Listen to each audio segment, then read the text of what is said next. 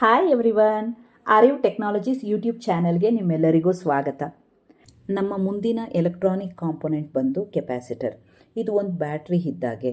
ಬ್ಯಾಟ್ರಿಯಲ್ಲಿ ಹೇಗೆ chemical ಆ್ಯಕ್ಷನಿಂದ ವೋಲ್ಟೇಜನ್ನು store ಮಾಡಲಾಗುತ್ತೋ, ಕೆಪಾಸಿಟರಲ್ಲಿ electric ಫೀಲ್ಡಿಂದ ವೋಲ್ಟೇಜನ್ನು store ಮಾಡಲಾಗುತ್ತೆ. ಅದು ಹೇಗೆ ಅಂತ ಮುಂದೆ ನಾವು ನೋಡೋಣ. ನಾವು ಮೊದಲು ಕನ್ಸಿಡರ್ ಮಾಡಿದ್ವಲ್ಲ ಟ್ಯಾಂಕ್ ಮತ್ತು ವ್ಯಾಲ್ವಿನ ಎಕ್ಸಾಂಪಲ್. ಒಂದು ವೇಳೆ ಟ್ಯಾಂಕ್ ಪೂರ್ತಿ ತುಂಬಿದರೆ ನಾವು ಒಳಗೆ ಬರೋ ನೀರನ್ನು ಆಫ್ ಮಾಡಿದ್ರೂ ಕೂಡ ಸ್ವಲ್ಪ ಹೊತ್ತಿನವರೆಗೂ ಹೊರಗಡೆ ಹೋಗೋ ನೀರು ಹೋಗ್ತಾನೇ ಇರುತ್ತೆ. ಯಾಕಂದರೆ ಟ್ಯಾಂಕಲ್ಲಿ ನೀರಿನ್ನೂ ಇದೆ.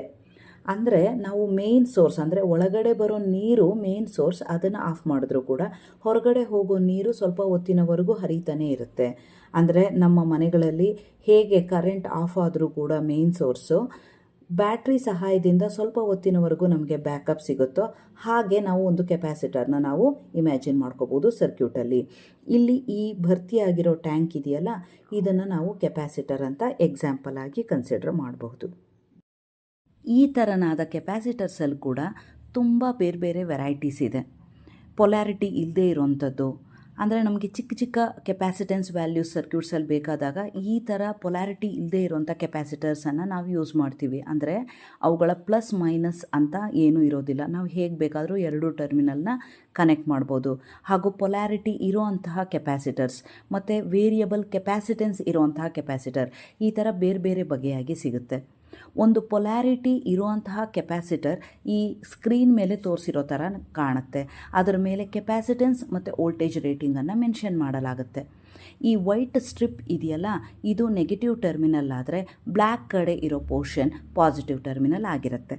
ಈ ಕೆಪಾಸಿಟರ್ಗಳ ಜನರಲ್ ಸ್ಟ್ರಕ್ಚರ್ ಹೇಗಿರುತ್ತೆ ಅಂದರೆ, ಎರಡು ಕಂಡಕ್ಟಿಂಗ್ ಮೆಟೀರಿಯಲ್ ಮಧ್ಯದಲ್ಲಿ ಒಂದು ಡೈಎಲೆಕ್ಟ್ರಿಕ್ ಮೆಟೀರಿಯಲನ್ನು ಇರಿಸಿ ಮಾಡಲಾಗುತ್ತೆ. ಕಂಡಕ್ಟಿಂಗ್ ಅಂದರೆ ಯಾವ ಮೆಟೀರಿಯಲ್ ತನ್ನ ಮೂಲಕ ಕರೆಂಟನ್ನು ಹಾದು ಹೋಗೋಕೆ ಬಿಡುತ್ತೋ ಹಾಗೆ, ಡೈಎಲೆಕ್ಟ್ರಿಕ್ ಮೆಟೀರಿಯಲ್ ಅಂದರೆ ಅದು ಅತಿ ಹೆಚ್ಚು ರೆಸಿಸ್ಟೆನ್ಸನ್ನು ಒಡ್ಡುತ್ತೆ, ಕರೆಂಟನ್ನು ತನ್ನ ಮೂಲಕ ಹಾದು ಹೋಗೋಕ್ಕೆ ಬಿಡೋದಿಲ್ಲ. ಈ ಥರ ಸ್ಟ್ರಕ್ಚರನ್ನು ನಾವು ಕೆಪಾಸಿಟರ್ ಒಳಗೆ ನೋಡಬಹುದು.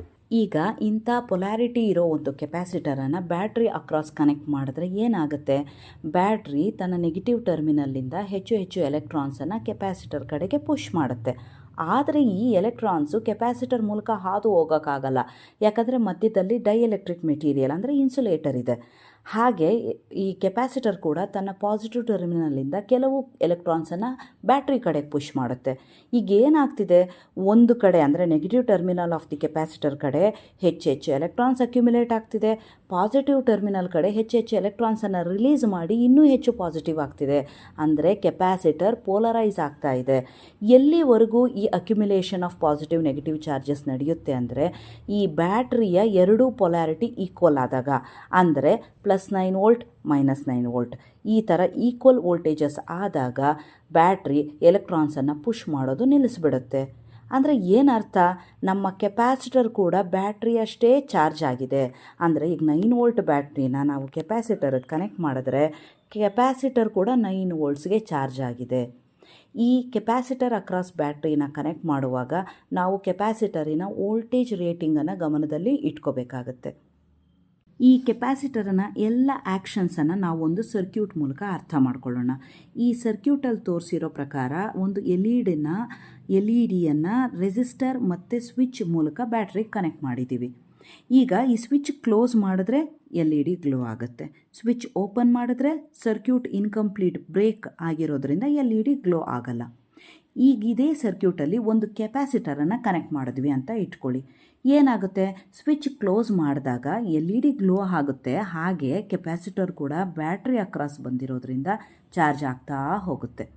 ಈಗ ಒಂದು ವೇಳೆ ನಾವು ಸ್ವಿಚ್ ಓಪನ್ ಮಾಡಿದ್ರೆ ಇಮ್ಮಿಡಿಯೇಟಾಗಿ ಎಲ್ ಇ ಡಿ ಆಫ್ ಆಗಲ್ಲ, ಉರಿಯುತ್ತೆ. ಎಲ್ಲಿವರೆಗೂ ಅಂದರೆ ಈ ಕೆಪಾಸಿಟರ್ ತಾನು ಹಿಡಿದಿಟ್ಕೊಂಡಿರೋ ವೋಲ್ಟೇಜನ್ನು ಪೂರ್ತಿಯಾಗಿ ಡಿಸ್ಚಾರ್ಜ್ ಯಾವ ಪಾತ್ ಮೂಲಕ, ಎಲ್ ಇ ಡಿ ಮೂಲಕ ಡಿಸ್ಚಾರ್ಜ್ ಮಾಡೋ ಹೊತ್ತಿನವರೆಗೂ ಅದು ಉರಿತಾ ಇರುತ್ತೆ. ಅಂದರೆ ಯಾವ ಆ್ಯಕ್ಷನ್ ಸಡನ್ನಾಗಿ ಆಗ್ತಿದೆಯೋ ಅದನ್ನು ನಾವು ಸ್ಮೂತಾಗಿ ಆಗೋ ಥರ ಮಾಡ್ತಿದ್ದೀವಿ. ಅಂದರೆ ಸರ್ಕ್ಯೂಟ್ಗಳಲ್ಲಿ ಸಡನ್ನಾಗಿ ಬರೋ ನಾಯ್ಸ್ ಕ್ಯಾನ್ಸಲೇಷನ್ ಮಾಡೋದಕ್ಕಾಗಲಿ, ಅಥವಾ ಎಲ್ಲಿ ಕ್ವಿಕ್ ಬರ್ಸ್ಟ್ ಆಫ್ ಎನರ್ಜಿ ಬೇಕೋ, ಅಂದರೆ ಮೋಟರ್ಸನ್ನು ಆನ್ ಮಾಡೋಕ್ಕಾಗಿರಲಿ ಅಥವಾ ಫ್ಲ್ಯಾಶಿಂಗ್ ಕ್ಯಾಮ್ರಾಸಲ್ಲಾಗಿರಲಿ, ಈ ಎಲ್ಲ ಕಡೆ ನಾವು ಕೆಪಾಸಿಟರಿನ ಅಪ್ಲಿಕೇಶನ್ಸನ್ನು ಹೆಚ್ಚಾಗಿ ನೋಡ್ತೀವಿ. ಈ ವಿಡಿಯೋ ನಿಮಗೆ ಇಷ್ಟ ಆಗಿದ್ದಲ್ಲಿ ಲೈಕ್, ಶೇರ್, ಸಬ್ಸ್ಕ್ರೈಬ್ ಮಾಡಿ ಹೆಚ್ಚು ಜನಕ್ಕೆ ಈ ವಿಡಿಯೋವನ್ನು ತಲುಪಿಸಿ. Thank you.